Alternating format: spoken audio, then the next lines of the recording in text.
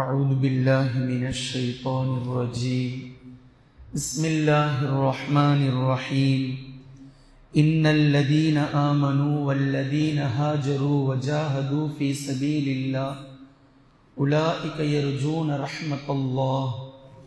கண்ணியத்திற்குரிய அல்லாஹ்வின் அடியார்களே, நபி ஸல்லல்லாஹு அலைஹி வஸல்லம் அவர்களின் 10 ஆண்டு கால மதீனத்து வாழ்க்கை என்ற தலைப்பின் கீழாக கடந்த வருடம் ரமலானில் 5 ஆண்டுகளை நாம் பார்த்து முடித்திருக்கிறோம்.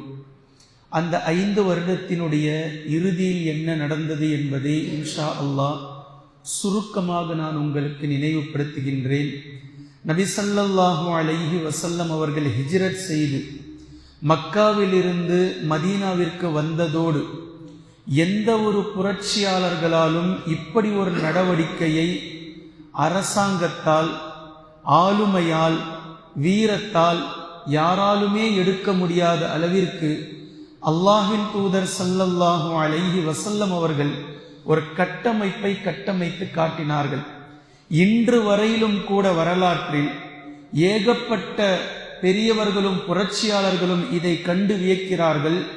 இன்றைய தினத்தில் நபி ஸல்லல்லாஹு அலைஹி வஸல்லம் அவர்கள் மாத்திரம் இருந்திருந்தால் 24 மணி நேரத்தில் உலகத்தினுடைய ஒட்டுமொத்த பிரச்சனைகளையும் முடித்து வைத்திருப்பார்கள் என்ற அளவிற்கு நபி ஸல்லல்லாஹு அலைஹி வஸல்லம் அவர்களுடைய அரசியல் நடவடிக்கை மிக நுட்பமானதாக இருந்ததை வரலாற்றில் நாம் பார்க்கிறோம்.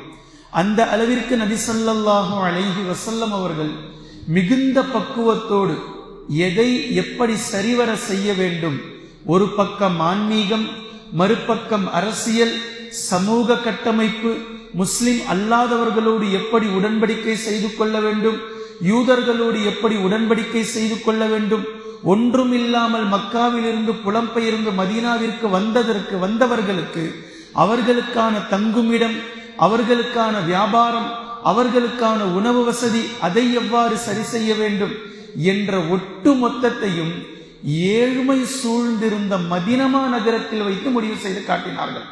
பெரிய அளவுக்கு பொருளாதாரம் ஒன்றும் இல்லை அன்சாரிகள் கிட்ட. அன்சாரிகள் ஏற்கனவே ஏழைகளாக இருந்தும் இவ்வளவு நடவடிக்கைகளையும் மிக துல்லியமாக தத்ரூபமாக அல்லாஹ்வின் தூதர் ஸல்லல்லாஹு அலைஹி வஸல்லம் அவர்கள் செய்து காட்டினார்கள் என்பது வரலாற்றில் வைர வரிகளால் பதிக்கப்பட்டிருக்கக்கூடிய விஷயங்கள். இப்போ கடந்த வருடத்தினுடைய கடைசியில், அதாவது நபி ஸல்லல்லாஹு அலைஹி வஸல்லம் அவர்கள் மதீனாவிற்கு வந்து ஹிஜ்ரி 5ஆம் ஆண்டினுடைய கடைசியில் அல் அஹ்ஸாப் என்ற போர் நடந்தது. இந்த போர் மக்கா குறைஷிகளோடு இன்னும் பலர் ஒட்டுமொத்த நபர்களும் சேர்ந்து கிட்டத்தட்ட 14,000 நபர்களுக்கு மேற்பட்டவர்கள் மதீனாவை தாக்குவதற்காக வந்தார்கள்.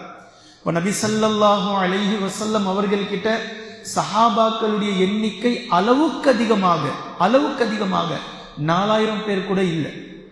4,000 பேர் கூட இல்லாத மதீனத்து மக்கள், இத்தனைக்கும் இதில் பெண்கள் குழந்தைகளை சேர்த்து இவ்வளவு பேர் தான் இருக்கிறாங்க. அந்த 14,000 எதிரிகள் மதீனாவிற்குள் நுழைந்தால் என்ன நடந்திருக்கும், என்ன ஆகியிருக்கும்? நபி ஸல்லல்லாஹு அலைஹி வஸல்லம் அவர்கள் சஹாபாக்களோடு ஆலோசனை செய்கிறார்கள், மஷூரா செய்கிறார்கள். இந்த மஷூராவில் தான் சல்மானுல் ஃபாரிசி ரலியல்லாஹு அன்ஹு அவர்கள் தங்களுடைய ஊருடைய ஈராக் நாட்டினுடைய ஒரு யோசனையை தருகின்றார்கள். இன்று ஈரான், அதாவது நெருப்பு வணங்கிகளாக இருந்தவர்கள், ஈரான் நாட்டிலிருந்து அன்று பாரசீகமாக அது இருந்தது, இன்று ஈரான். அந்த நாட்டிலிருந்து வந்த சல்மான் ஃபாரிசி ரலியல்லாஹு அன்ஹு அவர்கள் யோசனை தராங்க, ஊரை சுற்றி அகழ் தோண்டி விடலாம், மிகப்பெரிய அளவிற்கு ஒரு அகழி, அதை தோன்றிவிடலாம், தோண்டினால் எதிரிகளால் ஊருக்குள் நுழைய முடியாது என்ற இந்த விஷயத்தை சல்மான் ஃபாரிசி ரலியல்லாஹு அன்ஹு அவர்கள் யோசனை கொடுத்து நபி ஸல்லல்லாஹு அலைஹி வஸல்லம் அவர்கள் இதை ஆமோதிக்கிறார்கள், வழிமொழிகிறார்கள். இதை ஏற்றுக்கொண்டு நபி அவர்களும் சஹாபாக்களும் இரவும் பகலுமாக மாறி மாறி மாறி மதீனாவை சுற்றி அகழை தோன்றினார்கள். இது எல்லாவற்றையும் புள்ளி விவரத்தோடு கடந்த வருடத்தில் நாம் பார்த்திருக்கிறோம். இப்படி அகழ் தோன்றியதற்கு பின்பு எதிரிகளால் அந்த ஊருக்குள் வர முடியவில்லை. ஒட்டுமொத்த நபர்களும் நின்று கொண்டிருந்தார்கள். இவ்வளோ பெரிய படையை பார்த்து. மிக முக்கியமாக இந்த இடத்தில் நாம் கவனிக்க வேண்டிய விஷயம், அல்லாஹு தஆலா இந்த போரை பற்றி பேசுகின்றான். உண்மையில் வெளிப்படையாக சொல்ல வேண்டுமானால் இந்த அஹ்ஸாபுடைய போரில் முஸ்லிம்களுக்கு உயிர் சேதமோ பொருளாதார சேதமோ இல்லை, பெரிய அளவுல ஒண்ணுமே இல்லை. உஹது போரில் இழந்ததை போன்று, பத்ரு போரில் ஏற்பட்ட சேதத்தை போன்று அஹ்ஸாபுடைய போரில் எந்த சேதமும் இல்லை. என்றாலும் வரலாற்றில் இது ஒரு மிகப்பெரிய போராக கணக்கெடுக்கப்படுகின்றது. சூரத்துல் அஹ்ஸாப், அஹ்ஸாப் என்ற பெயரில் அல்லாஹு தஆலா சூராவை இறக்கி வைத்திருக்கின்றான். இன்ஷா அல்லாஹ் நீங்கள் அதை எடுத்து படித்து பாருங்கள். பலதரப்பட்ட வசனங்கள் இந்த போரை பற்றி அல்லாஹு தஆலா பேசுகின்றான். இந்த இடத்தில் இடைக்குறிப்பாக ஒரு விஷயத்தை உங்களுக்கு நான் புரிய வைக்கின்றேன். நபி ஸல்லல்லாஹு அலைஹி வஸல்லம் அவர்களுடைய மக்கா வாழ்க்கையை பற்றி புரிந்து கொள்வதற்கு கொஞ்சம் நாலேஜ் போதும். ஆனா மதீனா நாலேஜை பற்றி புரிந்து கொள்வதற்கு அளவு கடந்த நாலேஜ் வேணும். குர்ஆன் மதீனத்து வசனங்களையும் பேசுகின்றது, மக்காவினுடைய வசனங்களையும் பேசுகின்றது. மக்காவை பற்றி பேசக்கூடிய வசனங்கள் உங்களுக்கு நேரடியாகவே புரிந்துவிடும். மதீனாவை பற்றி பேசக்கூடிய பல வசனங்கள் போர் விஷயத்தை பற்றி பேசுவதனால் நபி ஸல்லல்லாஹு அலைஹி வஸல்லம் அவர்களுடைய வாழ்க்கை வரலாற்றை மிக தெளிவாக புரியாதவர்களுக்கு அந்த வசனங்களை புரிந்து கொள்வது சில நேரங்களில் கரடுமுரடான விஷயங்களாகவே இருக்கும். இப்போ போர்னா என்னன்னு புரியணும், நபி அவர்களுடைய தந்திரங்கள் புரியணும், நபி அவர்களுடைய நடவடிக்கைகள் புரியணும், சஹாபாக்களிடத்தில் நபி அவர்கள் செய்த மஷூராக்கள் புரியணும், மதீனத்து தோழர்களோடு நபி அவர்கள் இருந்த நிலை புரியணும், எதிரிகளை எப்படி தாக்க முற்பட போகின்றார்கள் என்ற நிலை புரியணும். இவ்வளவையும் தாண்டி பல விஷயங்களை புரிந்தால் மாத்திரமே போர்க்காலத்து சட்டதிட்டங்களுடைய வசனங்களையும் நம்மால் புரிய முற்படும். இதனால்தான் பல ஆலிம்கள், பல அறிஞர்கள் இன்று வரைக்கும் மதீனாவினுடைய வசனங்களை அப்படியே ஓரமா வச்சிடறாங்க, மதீனத்து வாழ்க்கையை அப்படியே ஓரமா வச்சிடறாங்க. மக்காவினுடைய வாழ்க்கையை பற்றி மாத்திரம் எடுத்து தஅவா என்ற தலைப்பில் பேசி முடித்து விடுகிறார்கள். மதீனத்து வாழ்க்கையினுடைய தஅவா எப்படி இருந்தது, மதீனத்து வாழ்க்கையினுடைய தஅவா நபி ஸல்லல்லாஹு அலைஹி வஸல்லம் அவர்கள் எப்படி செய்தார்கள் என்பதை பற்றி பேசுவதற்கு பலருக்கும் அச்சம் ஏற்படுகின்றது. ஏன்னா அந்த வசனத்தினுடைய உண்மை தன்மையை தெளிவாக மக்கள் கிட்ட எடுத்து சொல்லணும். இப்ப யாராவது அதை தவறா புரிஞ்சுப்பாங்களோ, எப்படி ஏத்துப்பாங்களோ என்ற அச்சநிலை இருக்கின்றது. இது ஒரு இடைக்குறிப்பாக சொல்கின்றேன். என்றாலும் உங்களுக்கு நான் சொல்வது, மதீனத்து வசனங்களை அளவுக்கு அதிகமாக எடுத்து படியுங்கள். ஏன்னா ரூல் தெரியணும். ரூல் நபி ஸல்லல்லாஹு அலைஹி வஸல்லம் அவர்கள் எப்படி ரூலிங் பண்ணாங்க, எப்படி நடைமுறைக்கு கொண்டு வந்தார்கள், எப்படி ஆட்சி அதிகாரம் அரசியல் மையப்படுத்தினார்கள் இந்த தீனை, இந்த இஸ்லாத்தை, இவை அனைத்தும் மதீனத்து வசனங்களிலே நீங்கள் பெற்றுக்கொள்ளலாம். இப்போ அஹ்ஸாப் என்ற இந்த சூரா, அந்த போரை பற்றியே அல்லாஹு தஆலா பெயரிட்டு ஒரு சூறாவை இறக்கி வைத்திருக்கின்றான். இந்த சூறாவில் வசனம் 10 மற்றும் 11 நீங்கள் காணலாம். இதில் அல்லாஹு தஆலா அந்த போர், எதிரி படைகள் கிட்டத்தட்ட 14,000க்கும் மேற்பட்ட மக்கள் வந்திருப்பதை பார்த்து சஹாபாக்கள் 3000 பேர் கூட இல்லை. எப்படி இருக்கும்? அவர்கள் வந்து இவர்களோடு மோதினால் என்ன நடக்கும்? மதீனாவுக்குள் நுழைந்தால் மதீனாவையே சூறையாடி விடுவார்கள். பெண்கள், குழந்தைகள் என ஒட்டுமொத்த நபர்களையும் நாசம் செய்து விடுவார்கள். சஹாபாக்கள் கொஞ்சம் கொஞ்சமாக குருவி சேர்ப்பதை போன்று சேர்த்து வைத்திருக்கக்கூடிய ஒட்டுமொத்த சொத்துக்களையும் சூறையாடி விட்டு சென்று விடுவார்கள். இந்த நிலை, இதை அவர்கள் கண்கூடாக யோசிக்கிறாங்க சஹாபாக்கள். இப்ப அகழி தோண்டியாச்சு. அகழி தோண்டியதற்கு பின்னால் இந்த பக்கம் பாதுகாப்பாக சஹாபாக்கள் 14,000 பேர் அகழிக்கு அந்த பக்கம் நிற்கிறாங்க. இப்ப அவர்கள் இறங்கி வருவதற்கான ஒவ்வொரு முயற்சியை மேற்கொள்கிறார்கள். உண்மையில் அவர்களுடைய முயற்சிகளை அல்லாஹு தஆலா முறியடித்துக் கொண்டே இருந்தான். சிலர் பள்ளத்தாக்கில் இறங்கினார்கள். அலி ரலியல்லாஹு அன்ஹு அவர்கள் அவர்களை துண்டாடினார்கள். அலி ரலியல்லாஹு அன்ஹு அவர்களும் பள்ளத்தாக்கில் இறங்கி அவர்களோடு சில சஹாபாக்களும் இருந்தார்கள். எதிரிகளை வீழ்த்தினார்கள் என்பதை வரலாற்றில் நாம் பார்க்கிறோம். இப்ப இந்த நேரம் சஹாபாக்களுக்கு எப்படி இருந்தது தெரியுமா? அதை அல்லாஹு தஆலா பேசுறான் பாருங்க. இத் ஜாஊக்கும் மின் ஃபௌகிக்கும் வ மின் அஸ்ஃபல மின்கும், உங்களுக்கு மேலிருந்தும் உங்களுக்கு கீழிருந்தும் எதிரிகளுடைய படை வந்து ஈமொய்ப்பதை போன்று வரக்கூடிய அந்த நேரத்தில் வஇத் ஸாகத்தில் அப்ஸார், உங்களுடைய பார்வைகள் நிலை குத்தியது. இப்ப என்ன நடக்குமோ, என்ன ஆகுமோ, என்ன ஆகும்? 14,000 பேர் உள்ள நுழைஞ்சா அவர்களின் மீது மோதினால் என்ன நடக்கும்? இருக்கிறது 3,000 பேர் கூட இல்ல. வஇத் ஸாகத்தில் அப்சார், பார்வைகள் நிலை குத்தி விட்டது, தடுமாற ஆரம்பித்து விட்டது. வபலகத்தில் குலூபுல் ஹனாஜிர், உங்களுடைய உள்ளத்தில் தடுமாற்றம் ஏற்படுத்தி விட்டது. அதாவது தொண்டை குழி அடைச்சிக்கிட்டு. தொண்டை குழி எப்போ அடைக்கும்? ரூஹ் போகும்போது. ரூஹ் போகக்கூடிய அந்த நிலையை நீங்கள் உணர்ந்தீர்கள். உங்களுடைய தொண்டை குழி அடைத்துக் கொண்டது. அல்லாஹ்வை பற்றி அநேக மக்கள் தவறாக எண்ணக்கூடிய எண்ணுதலை நீங்கள் எண்ணினீர்கள்.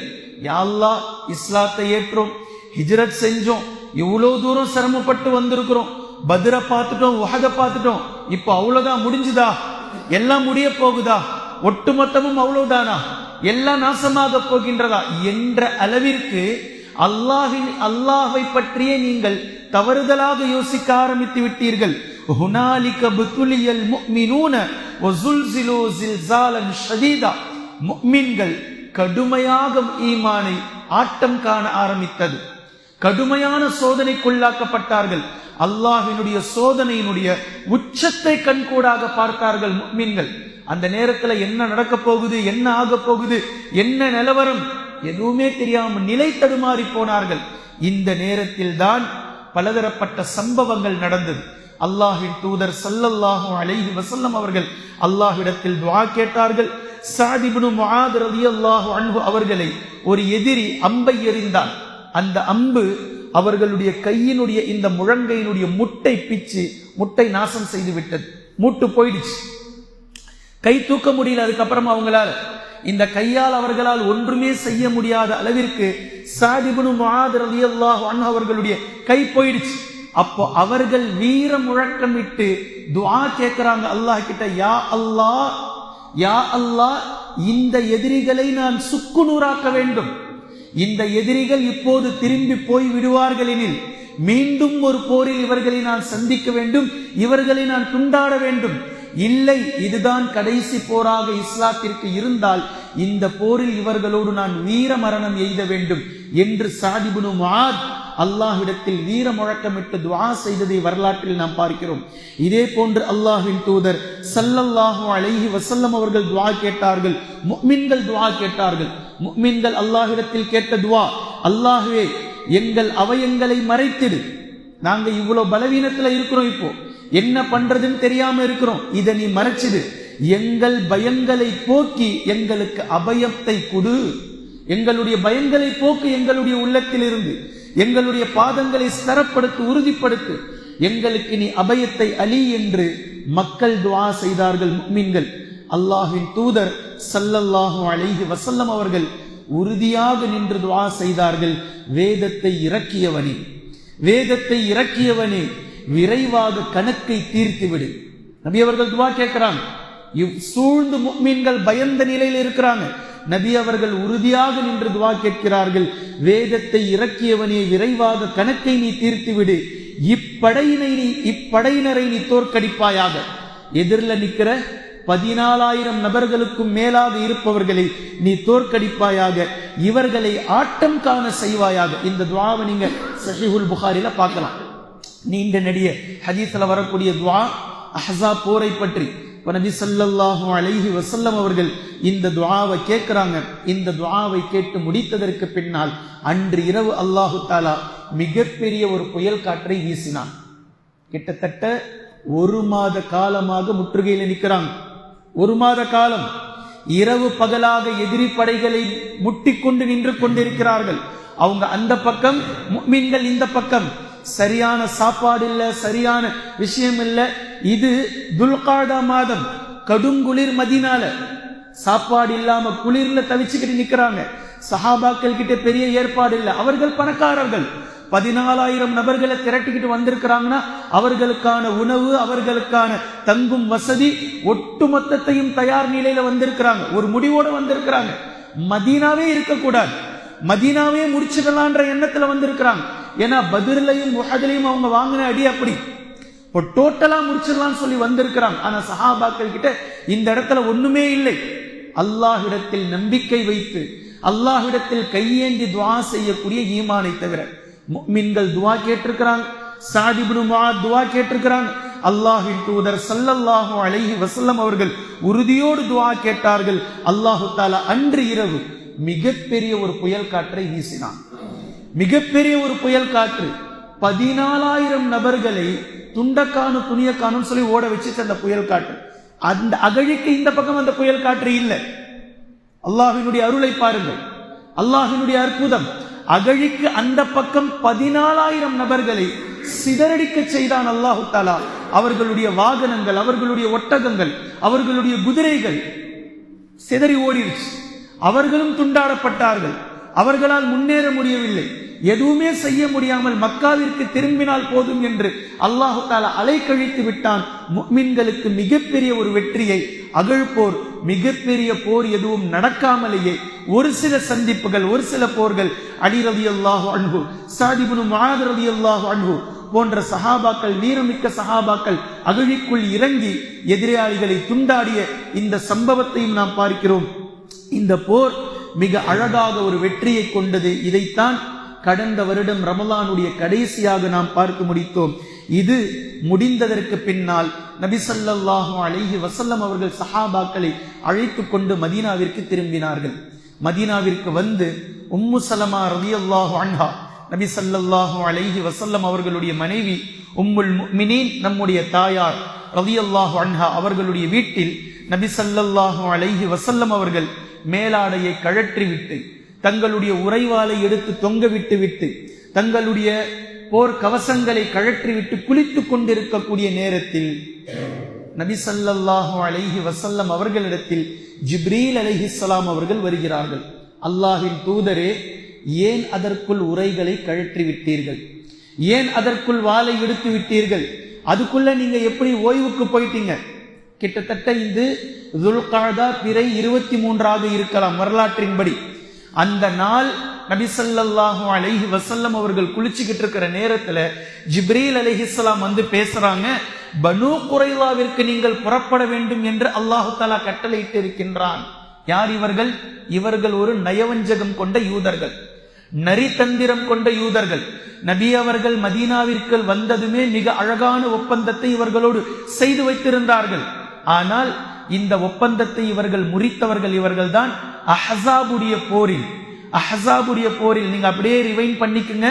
கடந்த வருஷம் நான் உங்களுக்கு சொல்லி இருக்கிறேன், இங்க முற்றுகையில நிற்கக்கூடிய அகழிக்கு அந்த பக்கம் இந்த பக்கம் இவர்கள் தாக்கு பிடித்து எதிரி படைகளை நின்று கொண்டிருக்கும் போது யூதர்கள் மதீனாவினுடைய பின்வாசல் வழியா நுழைய முடிகிற கட்டத்தில் இருந்தது. பெண்களும் பிள்ளைகளும், முஃமினத்தான பெண்களும் பிள்ளைகளும் மதீனால இருக்கிறாங்க. இப்ப இவர்கள் வர முடியாத அளவிற்கு அரணாக நிற்கிறாங்க. யூதர்கள் உள்ள இருக்கிறாங்க, யூதர்கள் கிட்ட ஒப்பந்தம் போட்டிருக்கிறாங்க. அந்த யூதர்களில் ஒருவன் இரவோடு இரவாக முஃமினத்தான பெண்களுடைய வீடுகளை நோட்டமிட்டான். அந்த நேரத்துல நபி ஸல்லல்லாஹு அலைஹி வஸல்லம் அவர்களுடைய மாமி சஃபியா ரலியல்லாஹு அன்ஹா இருந்தாங்க. வீர மங்கை ஹஸ்ஸான் இருந்தார். ஹஸ்ஸான் கிட்ட சஃபியா ரலியல்லாஹு அன்ஹா சொல்றாங்க, யூதன் நோட்டமிடுகின்றான், நம் மீது படையெடுக்க பார்க்கிறான், யூதர்கள் அவர்களுடைய நயவஞ்சகத்தை காட்ட துணிந்து விட்டார்கள், நீ போய் அவனை அடி, அவனை கொல்லு அப்படின்னு சொல்லி சஃபியா சொல்லும் போது ஹஸ்ஸான் சொன்னாரு, என்னால முடியாது, அவனை தாக்க என்னால் முடியாது. சஃபியா ரலியல்லாஹு அன்ஹா தன்னுடைய மேலாடையை இறுக்கமாக கட்டிக்கொண்டு கையில் இருந்த தடியை எடுத்துக்கொண்டு வந்து அவனை கொன்றார்கள் என்ற வரலாற்றை கடந்த வருடத்தில் நாம் பார்த்தோம். அப்போ உடன்படிக்கையை முறித்து விட்டார்கள், துவங்கி விட்டார்கள். அஹ்ஸாபுடைய போர்ல இந்த பக்கமா நபி அவர்கள் குறைஷிகளையும் மற்ற விரோதிகளையும் எதிர்த்து நின்று கொண்டிருந்த நேரத்தில் யூதர்கள் அந்த பக்கமாக முஸ்லிம்களை எப்படி சூறையாடுவது என்ற திட்டத்தை தீட்டி வைத்திருந்ததை அல்லாஹ் அறிந்தார். இதுதான் ஜிப்ரீல் அலைஹிஸ்ஸலாம் வந்து சொல்றாங்க, பனூ குரைலாவுடைய யூதர்களோடு நீங்கள் போரிட தயாராகுங்கள். ஒப்பந்தத்தை முடிச்சிட்டாங்க, உங்களை அழிக்க நினைக்கிறாங்க, அவர்கள் ஆயுதங்களை தயார் செய்து வைத்திருக்கிறார்கள் உங்களை அழிப்பதற்காக. நடந்து முடிந்த அஹ்ஸாபுடைய போர்ல உங்களுக்கு தெரியாது, அவர்களோடு உங்களுக்கு தெரியாமலே குறைஷிகளோடு கைகோர்த்து கொண்டார்கள் அவர்கள். என்னெல்லாம் அவர்களோடு சேர்ந்து உங்களை அழிக்க முடியுமோ இந்த பக்கம் உங்ககிட்ட ஒப்பந்தத்தை போட்டுட்டு அந்த பக்கம் அவர்களுக்கு உங்களை அழிப்பதற்காக உதவி செய்து கொண்டிருக்கிறார்கள். அந்த 14,000 பேர்ல இவர்களுடைய பங்கும் இருக்குது அப்படின்ற இந்த விலாவரியை நபி ஸல்லல்லாஹு அலைஹி வஸல்லம் அவர்களிடத்தில் ஜிப்ரீல் அலைஹிஸ்ஸலாம் அவர்கள் சொல்லி நபி ஸல்லல்லாஹு அலைஹி வஸல்லம் அவர்களை கூப்பிடுறாங்க. கூப்பிட்டுட்டு ஜிப்ரீல் அலைஹிஸ்ஸலாம் சொல்றாங்க, நான் உங்களுக்கு முன்னதாக செல்கின்றேன். வானவர்களுடைய படையோடு நான் பனூ குறைலா கோட்டைக்கு சென்று அவர்களுடைய கோட்டைகளை ஆட்டம் காண வைக்கின்றேன். அவர்களுடைய உள்ளத்தில் அல்லாஹ்வை பற்றிய பயத்தை நான் ஏற்படுத்துகின்றேன். நீங்க பின்னாடியே வாங்க என்று ஜிப்ரீல் அலைஹிஸ்ஸலாம் அவர்கள் அல்லாஹ்வின் தூதர் ஸல்லல்லாஹு அலைஹி வஸல்லம் அவர்களிடத்தில் சொல்லிவிட்டு வானவர்களுடைய ஒரு படையை அழைத்து கொண்டு ஜிப்ரீல் அலைஹிஸ்ஸலாம் அவர்கள் புறப்பட்டு சென்று விட்டார்கள். நபி ஸல்லல்லாஹு அலைஹி வஸல்லம் அவர்கள் குளிச்சு முடிச்சிட்டு வந்தாங்க. எல்லோருக்கும் அறிவிப்பு கொடுத்தாங்க.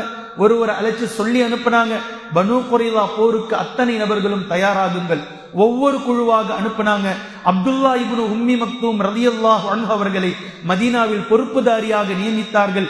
அலி ரலியல்லாஹு அன்ஹு அவர்களை அழைத்து போருக்கான கொடியை கொடுத்தார்கள். படைகளை கிளப்பிக் கொண்டு நீங்கள் செல்லுங்கள், நான் பின்னால் வருகின்றேன்.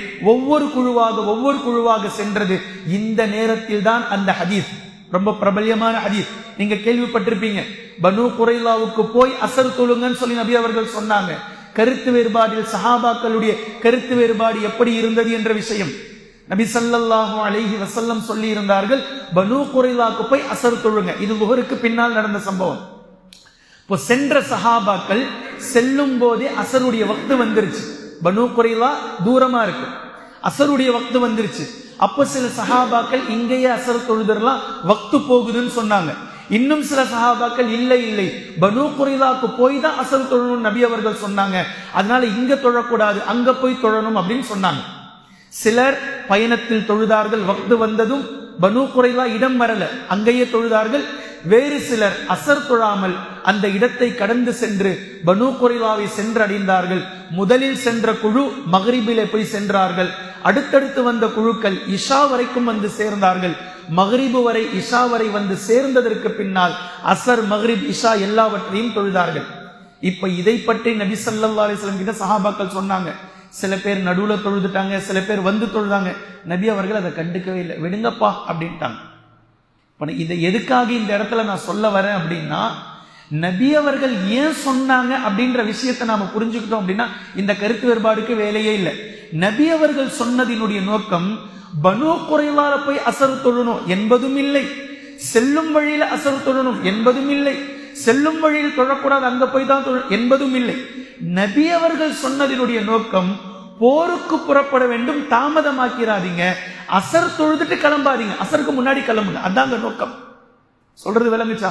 இப்ப நபி அவர்கள் சொன்னதினுடைய நோக்கம் என்னன்னா, லுஹருக்கு பின்னேரம், அது அசர் தொழுதுட்டு பொறுமையா யாரும் கிளம்பி வராதீங்க, அசருக்கு முன்னதாக கிளம்புங்கள் என்பதை அடையாளப்படுத்த பனூ குறைலாவுக்கு போய் தான் அசர் தொழணும். புரியுதா? அப்படின்னா என்ன அர்த்தம்?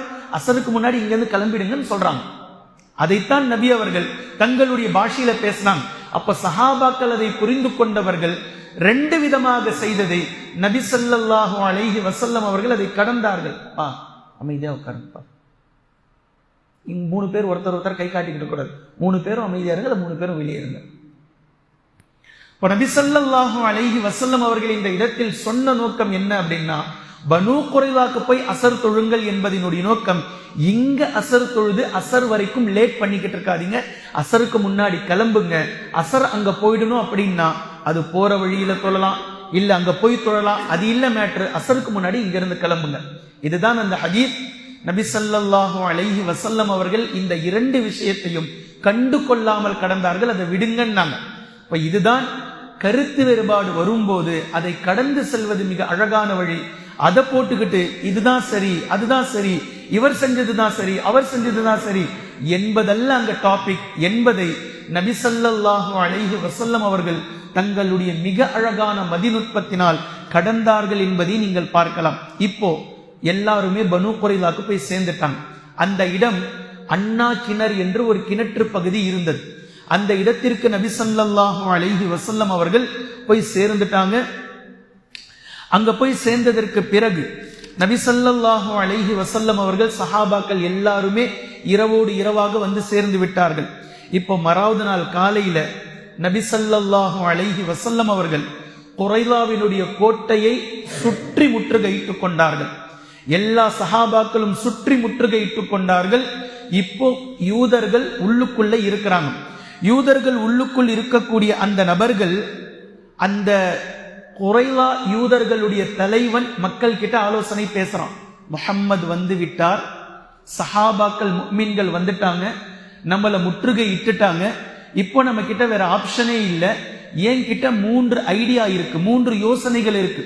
இந்த 3 யோசனையை உங்ககிட்ட நான் சொல்றேன், எனக்கு செவித்தாழ்த்துங்கள் என்று யூதர்களுடைய தலைவன் கஅபு என்பவன் யூதர்கள் கிட்ட பேசுறான். நம்பர் 1 யோசனை. 1 என்னன்னா, நம்ம எல்லாருமே நபி ஸல்லல்லாஹு அலைஹி வஸல்லம் அவர்களுடைய கரத்தில் நம்முடைய கரத்தை வைத்து அஷ்ஹது அல்லா இலாஹ இல்லல்லாஹ் வ அஷ்ஹது அன்ன முஹம்மதன் அப்துஹு வ ரசூலுஹு கலிமாவை சொல்லி முஸ்லிம்களா மாறிடுறது. அவ்வளவுதான். நமக்கு நல்லா தெரியும், தௌராத்துல முஹம்மது ஸல்லல்லாஹு அலைஹி வஸல்லம் அவர்களை பற்றி அல்லாஹு தஆலா பேசி இருக்கின்றான். அவர்கள்தான் உண்மையான இறை தூதர், மதீனாவில் தான் அவர் தோன்றுவார் என்பதை 2000 வருஷத்துக்கு முன்னாடியே நம்ம கணிச்சிட்டோம். அதுக்கு தான் இங்க குடியேறணும். என்ன ஒண்ணு, நம்மளுடைய இனத்துல வராம அரபு குலத்துல இருந்து வந்திருக்கிறார், ஆனால் இவர்தான் தேற்றவாளர், இவர்தான் முஹம்மது என்பதை நல்லா நம்ம தெரிஞ்சு முரண்டு பிடிச்சுதான் அவரை மறுத்துக்கிட்டு இருக்கிறோம். இப்போ அதற்கான நேரம், சரியான நேரம் வந்துடுச்சு. முற்றுகை இட்டுட்டாங்க. தயவு செஞ்சு நான் சொல்றதை கேளுங்க. நாம இஸ்லாத்தை ஏத்துக்கலாம், முஸ்லிம்களா மாறிடலாம். சோ எல்லாமே சேஃப், கரெக்டா நம்ம ஆயிடும். இது நம்பர் 1 யோசனை. நம்பர் 2வது யோசனை, நம்மளுடைய கரத்தினால், நம்மளுடைய வாளால நம்முடைய மனைவி பிள்ளைகளை நாமனே கொன்று புதைச்சிட்டு அவர்களோடு சென்று மோதலாம். அவர்கள் எப்படியும் நம்மள துவம்சம் செஞ்சிருவாங்க. யூதர்களே அதை ஒத்துக்கிறாங்க. முஃமின்கள் முதல்ல அவர்கள் எதை எடுத்து வந்திருக்கிறார்களோ இல்லையோ, ஈமானை எடுத்து வந்திருக்கிறாங்க. பத்ரு போர்ல விரோதிகள் எதை சொன்னார்களோ அதுதான். மரணத்தை சுமந்து வந்திருக்கிறார்கள் முஹம்மதும் முஹம்மதுடைய படையும். அவர்கள் பின்வாங்குபவர்கள் அல்ல. உண்டு இல்லைன்னு சொல்லி பார்த்துட்டு தான் போவாங்க. ஒன்று அவர்கள் இறப்பார்கள் அல்லது நம்முடைய உயிரை எடுப்பார்கள். இதுல மாற்று கருத்தே கிடையாது. இதை 2வது யோசனையா வைக்கிறாங்க. அவர்களோடு நாம் மோதி அவர்களுடைய கரத்தினால் நாம் இறந்து போவதுதான். அதற்கு முன்னாடி நம்முடைய மனைவி பிள்ளைகளை நாமே கொன்று குவித்து விடலாம். 3வது, சனிக்கிழமை வரை நாங்கள் போரிடுவதில்லை, சனிக்கிழமைக்காக நாங்கள் காத்து கொண்டிருக்கிறோம் என்று அவங்க கிட்ட சொல்லலாம். ஏன்னா சனிக்கிழமை யூதர்களுக்கு ஸ்பெஷல் நாள். அது அவங்களும் நம்பி, சரி சனிக்கிழமை முடியட்டும், ஞாயிற்றுக்கிழமை வரட்டும்னு சொல்லிட்டு அவங்க காத்துக்கிட்டு இருப்பாங்க. நம்மளுடைய புனிதத்தை முஹம்மது மதிப்பார். அந்த நேரத்தில் அவர்கள் கிட்ட அப்படி சொல்லி ஏமாத்திட்டு சனிக்கிழமை நம்ம போர் தொடுத்துடலாம் அவங்க கிட்ட. புரியுதா? அவங்க வாள், ஈட்டி, கேடயம் எதுவும் இல்லாம, சனிக்கிழமை போர் இல்லாம, எந்த விதமான ஆயுத்த தயாரிப்பும் இல்லாமல் இருக்கும் நேரத்தில் நாம அவர்களின் மீது சர்ப்ரைஸ் அட்டாக் பண்ணிடலாம், சனிக்கிழமை காட்டி நம்ம தப்பிச்சுக்கலாம் அப்படின்னு சொல்லி கஅபு என்ற யூத தலைவர் யூதர்கள் கிட்ட இந்த 3 யோசனைகளையும் பேசுறார். மக்கள் எதுக்குமே செவிசாய்க்கல. யூதர்கள் ஆச்சே, நயவஞ்சகர்கள், நரித்தந்திரம் கொண்டவர்கள். எதை பற்றியும் அவர்களுக்கு கவலை இல்லை, எதை பற்றியும் அவர்களுக்கு யோசனை இல்லை. கடைசியில ஒரு நிலைக்கு வராங்க, வேற வழி இல்லை, முஹம்மது நபி ஸல்லல்லாஹு அலைஹி வஸல்லம் அவர்களிடத்தில் சரணடைவதுதான் வழி, வேற வழி இல்லை. எவ்வளவு நாள் உள்ள இருப்பாங்க? நபி ஸல்லல்லாஹு அலைஹி வஸல்லம் அவர்கள் ஒரு குறிப்பிட்ட நாட்கள் வரைக்கும் காத்திருப்பாங்க, தாக்கு பிடிப்பாங்க, கொஞ்சம் நாள். அதுக்கப்புறம் உள்ள புகுந்துருவாங்க. உள்ள புகுந்தார்கள் என்றால் ஒட்டுமொத்தமும் நாசமாயிடும். அப்போ குறைஞ்சபட்சம் பெண்களையும் குழந்தைகளையும் பாதுகாக்க வேண்டும் அப்படின்றதாவது இருந்தா அவர்களாக வந்து கைதிகளாக சரணடைவதை தவிர வேறு வழியில்லை என்ற நிலைக்கு வருகிறார்கள். வந்து யூதர்கள் எல்லாருமே வெளியே வராங்க, நாங்க சரணடைஞ்சிடறோம், நாங்கள் சரணடைகின்றோம் அப்படின்னு சொல்றாங்க. ஆனால் ஒருவருக்கொருவர் பேசிக் கொள்கிறார்கள், இப்போ நாம சரணடைஞ்சா முஹம்மது நம் மீது என்ன தீர்ப்பு வழங்குவார், என்ன செய்வார், என்ன செய்வார், நம்முடைய பிள்ளைகளையும் நம்முடைய மனைவி பிள்ளைகளிடத்தில் பெண்களிடத்தில் எப்படி நடந்து கொள்வார்? இஸ்லாத்தினுடைய பொதுவான விதி பெண்களையும் குழந்தைகளையும் கொலை செய்யக்கூடாது.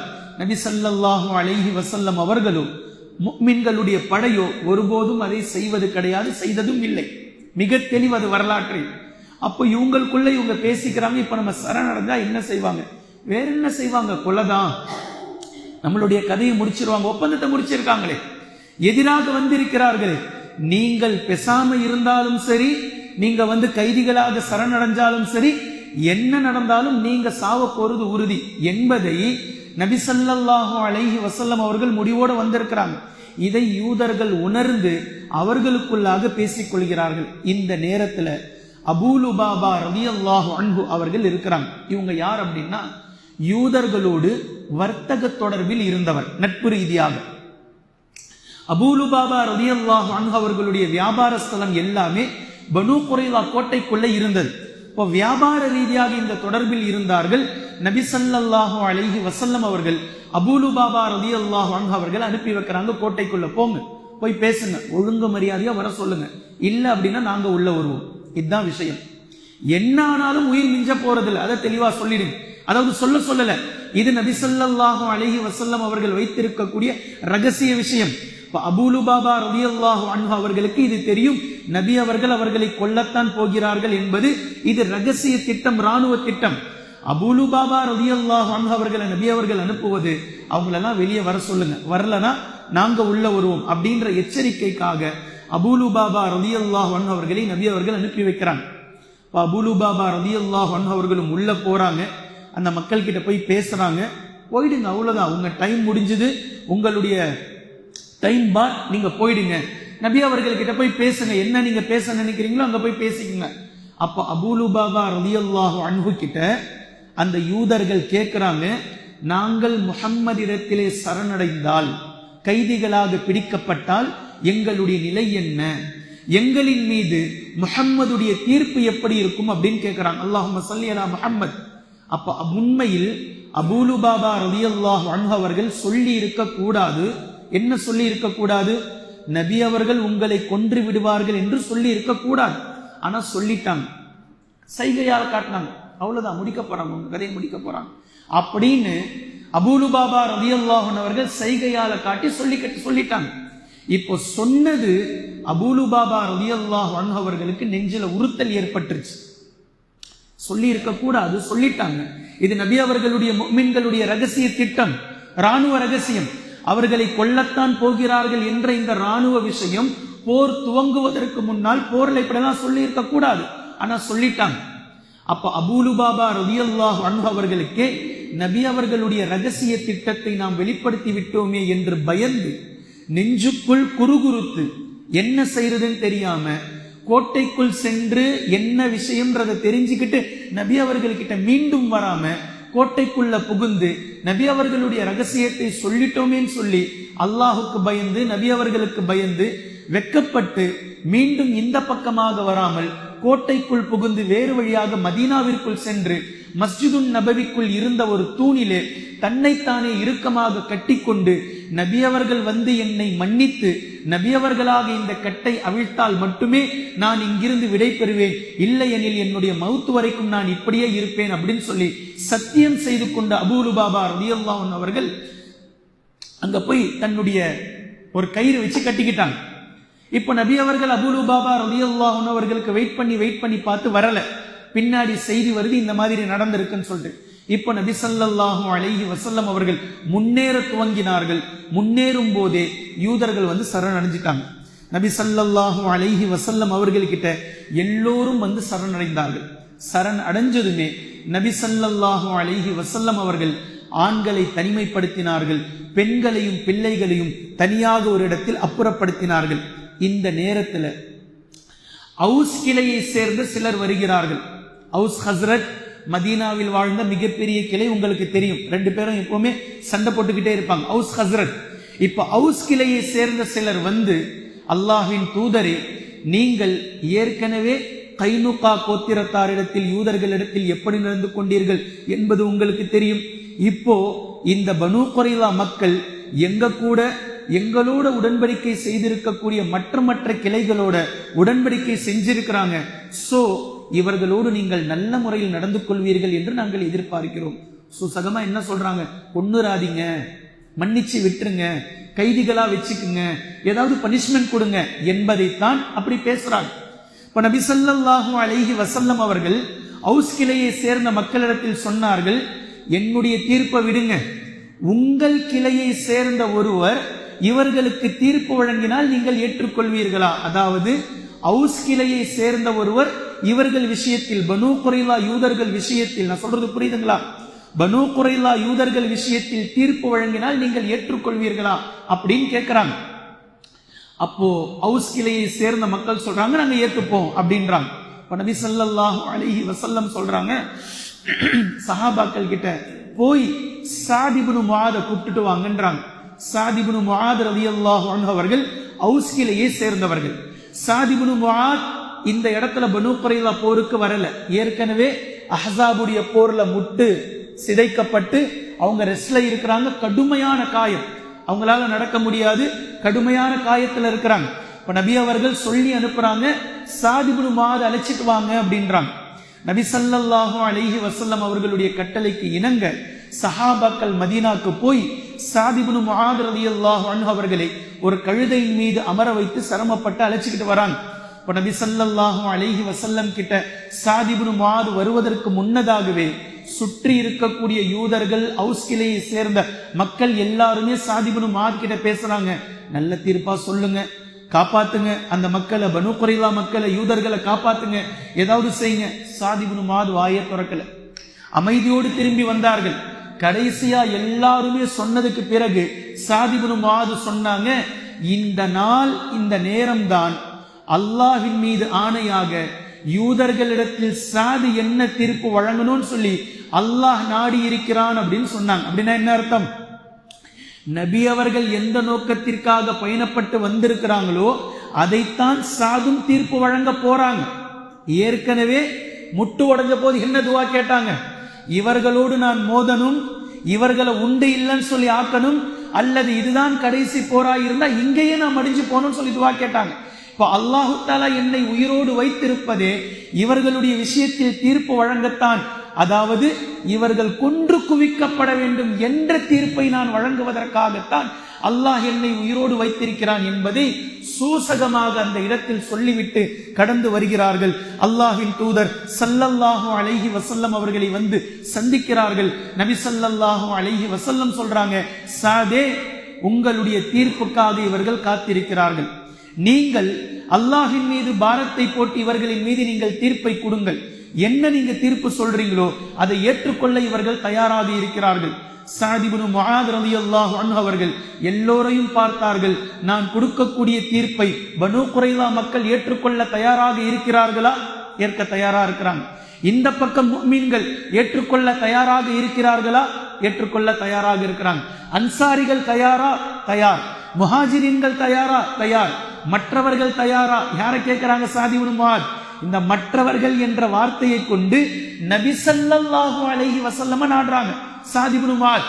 அப்போ நபி ஸல்லல்லாஹு அலைஹி வஸல்லம் அவர்களும் பதில் சொன்னார்கள், அல்லாஹ்வின் மீது ஆணையாக நீங்கள் கொடுக்கக்கூடிய தீர்ப்பை நான் ஏற்றுக்கொள்கிறேன். நபி ஸல்லல்லாஹு அலைஹி வஸல்லம் சொல்றாங்க. அப்ப சாத் இப்னு முஆத் சொன்னாங்க, அல்லாஹ்வின் தூதரே, இவர்கள் உலகத்தில் வாழ்வதற்கு தகுதியானவர்கள் இல்லை.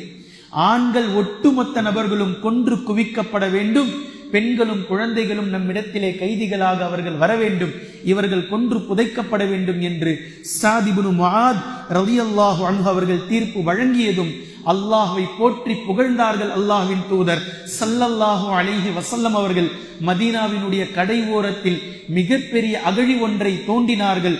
ஒவ்வொரு ஆண்களாக அங்கு அழைத்து வரப்பட்டார்கள். அவர்களுடைய கழுத்து துண்டு துண்டாக எடுக்கப்பட்டது. அதே புதைக்குழிக்குள் அவர்கள் புதைக்கப்பட்டார்கள். கிட்டத்தட்ட 600 700 பனு குறைலா யூதர்களை கொன்று புதைத்தார்கள். நபி ஸல்லல்லாஹு அலைஹி வஸல்லம் அவர்கள் பெண்களையும் குழந்தைகளையும் நபி ஸல்லல்லாஹு அலைஹி வஸல்லம் அவர்களுக்கு வேண்டப்பட்ட ஒரு பெண்ணுடைய வீட்டில் அடைத்து வைத்தார்கள். இதுவரைக்கும் இன்ஷா அல்லாஹ் போதும். இனி இந்த போருடைய அடுத்த கட்டம் எப்படி நபி ஸல்லல்லாஹு அலைஹி வஸல்லம் அவர்கள் கொண்டு செல்கிறார்கள் என்பதை இன்ஷா அல்லாஹ் தொடர்ந்து நாம் பார்க்கலாம். இந்த நடவடிக்கையை உன்னிப்பாக கவனியுங்கள். முஸ்லிம்களாகிய நாம் எப்படி இருக்கிறோம், என்ன பண்ணிக்கிட்டு இருக்கிறோம், என்ன செஞ்சுக்கிட்டு இருக்கிறோம்? நம்முடைய தீன், நம்முடைய இஸ்லாம் நாம் வரையறைத்து வைத்திருப்பது கலிமா, தொழுகை, ஜகாத்து, நோன்பு, ஹஜ். அவ்வளவுதான் இஸ்லாம், அவ்வளவுதான் இஸ்லாம். பின்பு நபி ஸல்லல்லாஹு அலைஹி வஸல்லம் அவர்கள் செய்திருக்கக்கூடிய இந்த நடவடிக்கை இஸ்லாம் அல்லாமல் வேறென்ன? இது நபி அவர்களுடைய இந்த நடவடிக்கை தீன் இல்லாமல் வேறென்ன, எப்படி வாழ்ந்திருக்கிறார்கள் பாருங்கள். அல்லாஹ்வின் தூதர் ஸல்லல்லாஹு அலைஹி வஸல்லம் அவர்களும் சஹாபாக்களும் எப்படி ஸ்டெப் எடுக்கிறாங்க பாருங்க.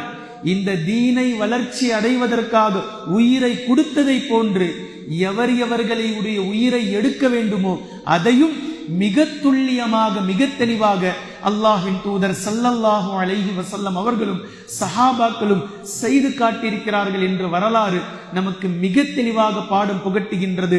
லா இலாஹ இல்லல்லாஹ் என்ற கலிமாவுக்கு முன்னால் வேறு எதுவும் உயர்ந்தது இல்லை. இதற்கு இடையூறு தரும் வகையில் யார் யார் வருவார்களோ, எந்த விஷமிகள் வருவார்களோ அவர்களுக்கு வார்னிங் கொடுக்கப்பட வேண்டும், பின்பு அவர்கள் களை எடுக்கப்பட வேண்டும் என்பது இஸ்லாத்தினுடைய நியதி, இஸ்லாத்தினுடைய விதி. இதை நபி ஸல்லல்லாஹு அலைஹி வஸல்லம் அவர்கள் தங்களுடைய மதீனத்து வாழ்க்கையில் மிக தெளிவாக நடைமுறைப்படுத்தி காட்டினார்கள்.